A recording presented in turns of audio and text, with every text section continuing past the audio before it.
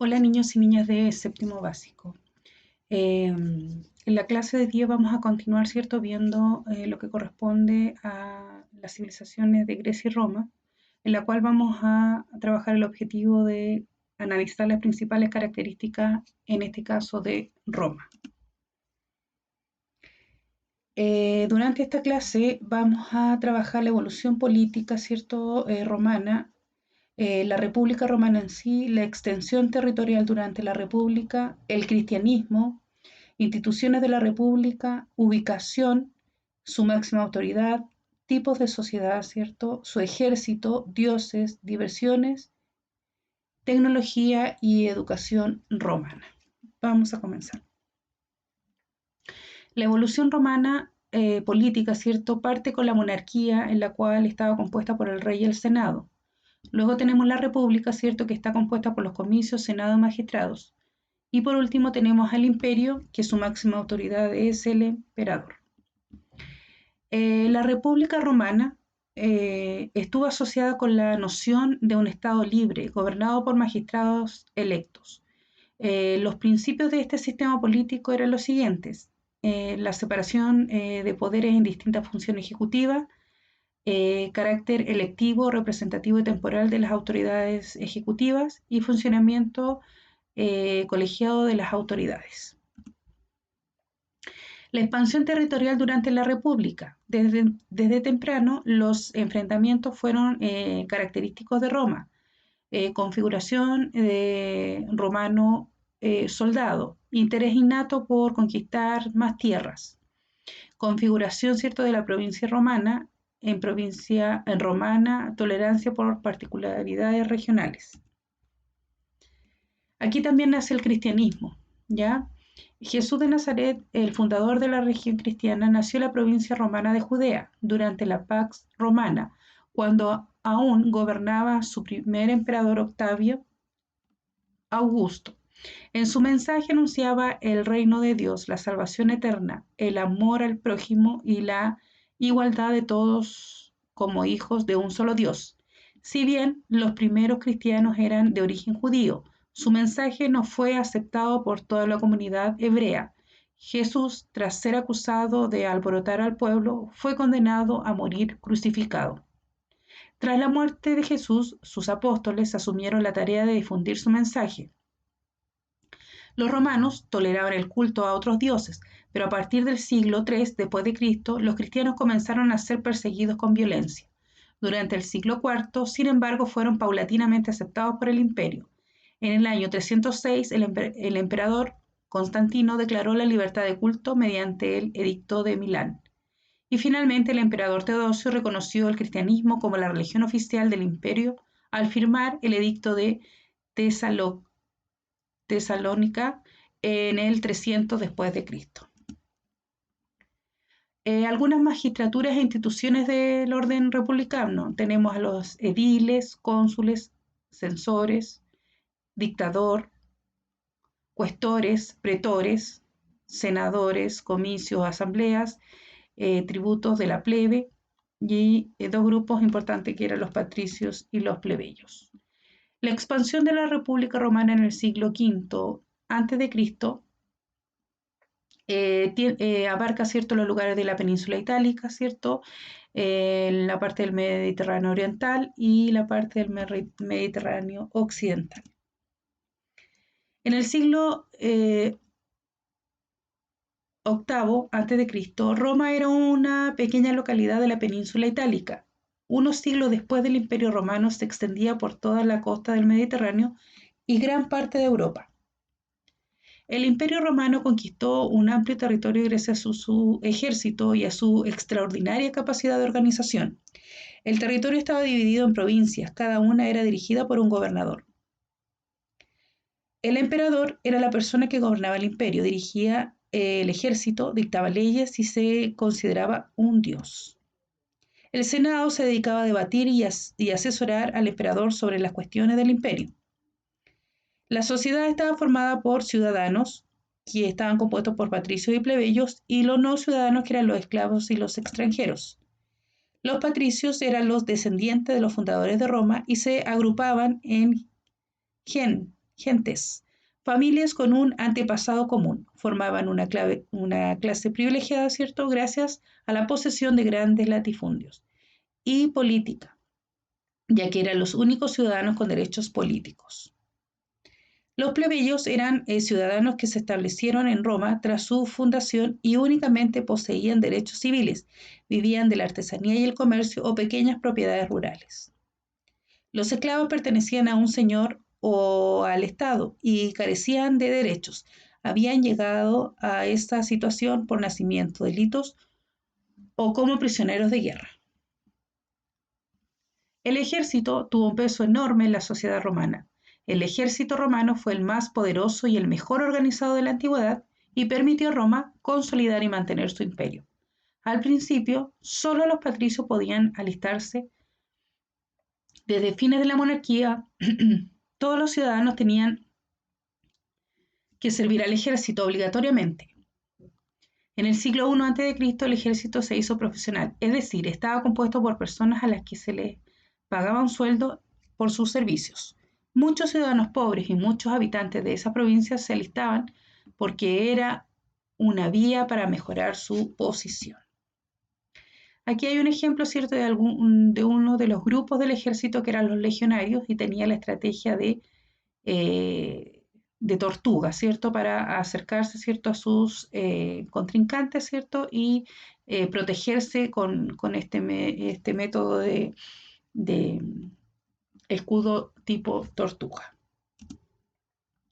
La cultura romana. Los dioses romanos tenían aspecto humano, al igual que los dioses griegos. Además, en todas las casas romanas había un altar dedicado a los dioses del hogar o los lares. Al final del imperio, en el siglo IV después de Cristo, el emperador Teodosio adoptó el cristianismo como religión oficial del imperio.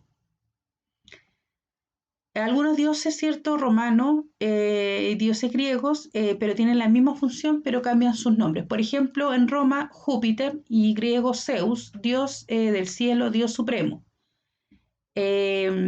Minerva, romana, ¿cierto?, y griega Atenea, diosa de la sabiduría. Tenemos a Neptuno, romano, griego Poseidón, dios del mar. Plutón, romano, griego Hades, dios de los infiernos. Y tenemos, entre otros, a Vulcano, ¿cierto?, dios romano, dios griego Hefesto, dios del fuego y de las fraguas. Las diversiones. Tenemos específicamente, ¿cierto?, el teatro, ¿ya?, que tiene una forma, ¿cierto?, de media luna. Tenemos las termas, el anfiteatro, el Coliseo de Roma, el circo, ¿ya?, donde se realizaban las luchas de los gladiadores, algunos adelantos tecnológicos, ¿cierto?, como la arquitectura, los acueductos, los arcos de triunfo, ¿ya?, los puentes, las calzadas romanas que eran los caminos, ¿cierto? Y aquí tenemos una casa, cómo se distribuía, ¿cierto? Cada una de las partes, ¿cierto?, tenía un lugar específico y compartían, ¿cierto?, en el centro una especie de piscina, ¿cierto? Por ejemplo, los caminos de los romanos estuvieron conectados por una extensa red de caminos construidos por los legionarios. Los acueductos eran los encargados, ¿cierto?, de llevar agua de fuentes naturales hasta el corazón de la ciudad. Los baños, las termas y las fuentes públicas, el agua era gratuita y existieron alrededor de 13.000 fuentes públicas. Los baños y las termas fueron lugares públicos y privados para asearse o reunirse para realizar alguna reunión.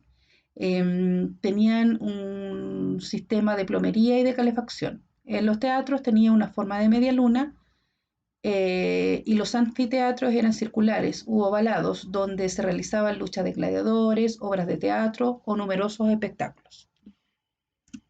¿Ya? La educación de los niños romanos. En Roma no había escuelas públicas. La mayoría de los niños iba a una escuela privada o estudiaban en la casa. Las familias ricas tenían un esclavo quien enseñaba a los niños en casa. La mayoría de las escuelas tenía solo una aula. Existían las escuelas primarias y secundarias. La primaria se llamaba ludus. De 6 a 11 años aprendían a leer, escribir y sumar. Y en la secundaria era grammaticus. Aprendían historia, geografía, filosofía.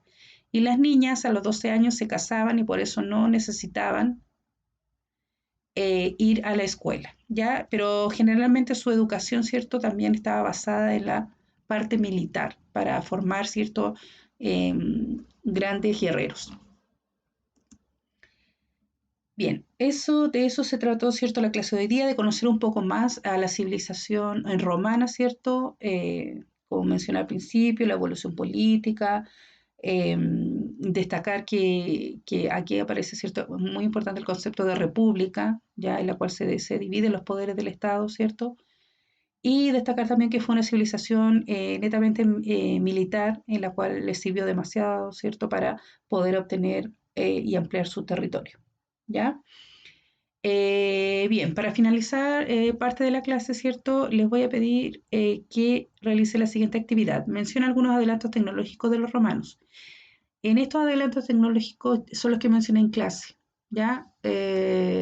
Los acueductos, podría ser los acueductos, eh, los puentes, ya los caminos, con qué fin, ¿cierto? Definir brevemente con qué fin se crearon cada uno de ellos, ¿ya? Menciona los lugares de recreación de los romanos, ya el anfiteatro, el teatro, el circo, ¿ya? Entre otros, y qué se realizaba en cada uno de ellos. ¿Qué es lo que más te gustó de esta civilización y por qué? Fundamental, por qué le gustó y argumentar, ¿cierto?, su respuesta, ¿ya? Bien, con esto pongo fin a la clase y los invito a observar el siguiente video en relación a la civilización romana. Atención.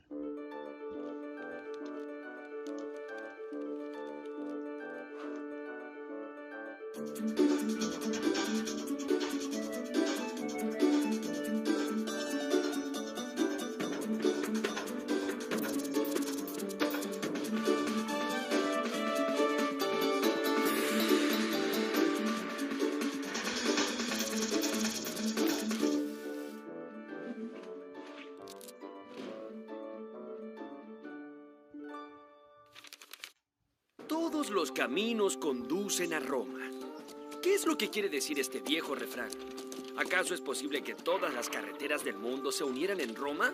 ¡Oye, corre ese cacharro, vamos! ¿Por qué no lo corres tú? Bueno, en gran medida, sí, ya que los romanos habían diseñado un entramado de rutas y caminos tan extensos como el enorme territorio que dominaron. Pero este refrán va mucho más allá cuando dice todos los caminos conducen a Roma. Pues no está haciendo alusión solamente a este tipo de caminos donde transitan carros y caballos, sino también al nacimiento de muchas ideas fundamentales de la civilización occidental. Fue tan fuerte la marca que dejó este imperio en nuestra civilización que absolutamente todo lo que se dijo, todo lo que se hizo y todo lo que se pensó en los siglos posteriores tiene alguna relación con este pueblo que dominó gran parte de Europa y prácticamente todo el mundo conocido de aquella época. Rómulo y Remo. Roma nació a orillas del río Tíber alrededor de 750 años antes del nacimiento de Cristo. En aquella época había varias ciudades griegas que se habían asentado a orillas del mar en la península itálica. Entonces, Roma, que todavía era muy pequeñita como un niño recién nacido, comenzó a crecer imitando el modelo de estas florecientes ciudades-estado griegas.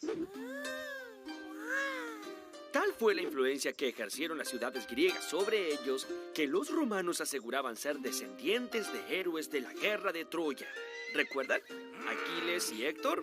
Bueno, los romanos decían ser parientes de Héctor, digamos, de los troyanos, ya que Eneas, un héroe troyano que era hijo de Venus, luego de abandonar la ciudad en llamas, viajó miles de kilómetros hasta llegar a la península itálica, en donde uno de sus hijos construyó un nuevo reino. Rómulo y Remo eran unos hermanos gemelos y descendientes de Eneas. Hola, hola. Y por lo tanto, cuando fueran grandes, tendrían derecho a reclamar ese reino. Así que para evitar esto, Su ambicioso tío, el rey Amulio, decidió abandonarlos dentro de una canasta a la orilla del río Tíber. Entonces una loba llamada Luperca descubrió a los dos niños recién nacidos y los amamantó como si fueran sus propios hijos. Cuando Rómulo y Remo crecieron, quisieron fundar una ciudad, pero intentando poner los límites de esa ciudad, los dos hermanos se pelearon y Remo murió. Así fue como Rómulo se proclamó fundador y primer rey de Roma. Me olvidaba de una cosa. Rómulo y Remo eran hijos de Marte, el mismísimo dios de la guerra. Así que en sus venas corría sangre divina, poderosa y muy combativa. Pero a la vez, no olvidemos que su tatarabuelo, Eneas, había sido hijo de Venus, la diosa del amor y de la belleza. Digamos que los romanos fuimos fruto de una mezcla explosiva. La guerra y el amor.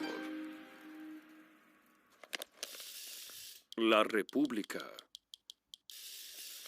En sus comienzos, Roma fue gobernada por reyes. Cuando un rey moría, los ciudadanos ilustres se juntaban para elegir al sucesor. Es decir que en Roma, el poder siempre estuvo en manos de los ciudadanos ilustres y estos se llamaban a sí mismos los patricios. Los patricios eran ciudadanos que pertenecían a las familias más antiguas de la ciudad. Un grupo de patricios, generalmente los más sabios y experimentados, formaban un consejo que limitaba el poder supremo del rey. Este consejo era el Senado.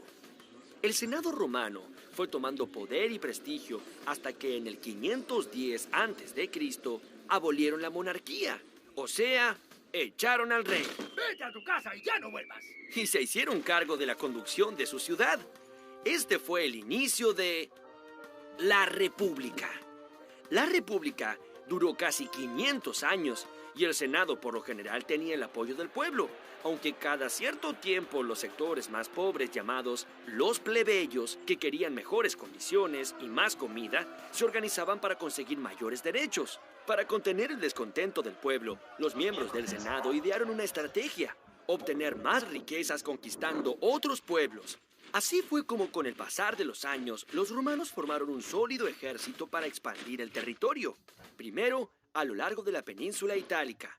Luego conquistaron Grecia, Galia y finalmente la poderosa ciudad de Cartago, que les pasó el control sobre todo el mar Mediterráneo. A medida que la extensión y la riqueza de Roma crecía, esta se volvía cada vez más difícil de gobernar. ¡Mamma mía! Hasta que llegó un general muy exitoso que se destacó entre todos. No. Fotos no. Fotos y autógrafos luego. Este general había ganado muchísimas batallas y un día decidió tomar el control absoluto de Roma para poner orden ante tanto barullo. Este general se llamaba Julio César. Y con él, Roma dio inicio a su época más gloriosa. El Imperio Romano. Julio César provenía de una familia patricia y quería mejorar las condiciones de los plebeyos. A muchos senadores no les gustó nada esta idea y organizaron una conspiración. En el año 44 a.C., Julio César fue asesinado a cuchillazos al pie de las escalinatas frente al Senado. Oigan, ¿eso dolió? Su muerte generó una conmoción popular y nuevas revueltas, hasta que finalmente Augusto, un hijo adoptivo de Julio César, se convirtió en el primer emperador romano. Augusto se encargó de terminar con un siglo de guerras civiles y dio a Roma una era de paz, bonanza y grandeza imperial. Los romanos nunca se conformaron con el territorio que tenían. Siempre querían más y más y más. Esta ambición se pudo llevar a cabo solo gracias a la formación del ejército más poderoso del mundo. Para ello, tomaron el ejemplo de Alejandro Magno, el gran conquistador de Macedonia. ¿Recuerdan? Sí, así fue. Sus soldados empleaban la famosa formación tortuga que le había dado tan buenos resultados a Alejandro. ¡Formación tortuga! ¡Hip, hip, hip! Además, detrás de las legiones venían las máquinas de asalto que podían llenar los cielos con nubes de flechas con puntas de fuego y también las catapultas que podían lanzar piedras de hasta 20 kilos o enormes bolas de fuego. En los primeros tiempos del imperio, Roma conquistó desde el Océano Atlántico hasta el río Éufrates y desde Inglaterra hasta el desierto del Sahara. Uf, y eso no fue todo. Los romanos siguieron conquistando y anexando territorio a su imperio durante siglos. La mayor extensión de este imperio se alcanzó en el siglo II después de Cristo durante el gobierno de los emperadores Claudio y Trajano. Pan y circo. A pesar de las conquistas y de la acumulación de poder y riquezas para Roma, las tensiones entre patricios y los plebeyos eran continuas. Así que los emperadores buscaron una forma de mantener entretenido a su pueblo. Estos fueron los espectáculos en el circo romano. El pueblo romano adoraba juntarse para ver las carreras de cuadrigas, combates navales y sangrientos combates en la arena. Toros, leones y rinocerontes eran llevados para que se enfrentaran entre sí o para sucumbir bajo el filo de la espada de algún gladiador. El público queda fascinado por las matanzas, especialmente si son entre gladiadores. Pero ¿quiénes eran estos hombres que se sometían a estas pruebas mortales con el solo fin de entretener al pueblo? Generalmente eran prisioneros de guerra o delincuentes que habían sido convertidos en esclavos. Cuando un gladiador caía herido, el emperador interrogaba al público que, enardecido, respondía si merecía vivir o ser ejecutado. Los gladiadores que salían victoriosos en muchos combates generaban fervor entre la multitud, convirtiéndose en ídolos. Ellos serían liberados de la esclavitud y gozarían de la fama y la gloria el resto de sus vidas. La familia. El núcleo de la sociedad romana era la familia. Las familias ricas eran los sucesores de los primeros habitantes de la ciudad. Deme el micrófono. Toda familia patricia tenía su pater familias. Este tenía autoridad máxima en los asuntos del hogar. Era tanto el sacerdote como el juez de los conflictos entre parientes. Lo que dijo el señor era cierto. Todo dependía de él. No solo los hijos y parientes, sino también todos los que vivían bajo su autoridad, incluidos los criados y los esclavos. Por supuesto, lo mejor era ser respetuoso y obediente con el pater familias, porque tenía tanto poder que la ley lo autorizaba a disponer de la vida, la venta y la muerte de cualquier miembro de la familia. ¿Qué has dicho? No, nada. Cada mañana, luego de vestirse con su túnica y desayunar, un noble romano partía rumbo al foro, que era el centro administrativo de la ciudad. Allí se ponía al tanto de las novedades, conversaba con sus pares y se dedicaba a los negocios.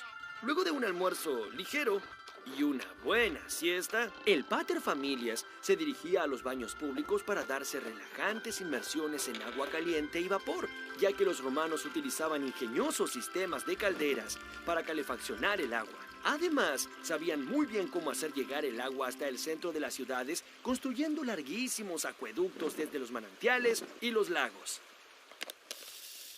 Las normas. La ley era algo muy serio en Roma, porque cualquiera que las quebrantara podía perder las posesiones o la vida. Pero, ¿cómo saber qué se podía hacer si las leyes se modificaban todo el tiempo bajo los caprichos de los patricios? Bueno, aquí la solución. Los plebeyos exigieron que se establezca un código en el que se graben todas las leyes y sus respectivas modificaciones. Este código de normas es lo que hoy se conoce como el derecho romano. En la actualidad, todos los países del mundo toman como base al derecho romano antes de proclamar una ley. En Roma había normas para casi todos los aspectos de la vida. Normas para comprar y vender, normas para transitar o navegar, normas para casarse. Muchas. Los romanos también comprendieron que para manejar un imperio habitado por poblaciones tan diferentes era necesaria una lengua común. Así se expandió el uso del latín.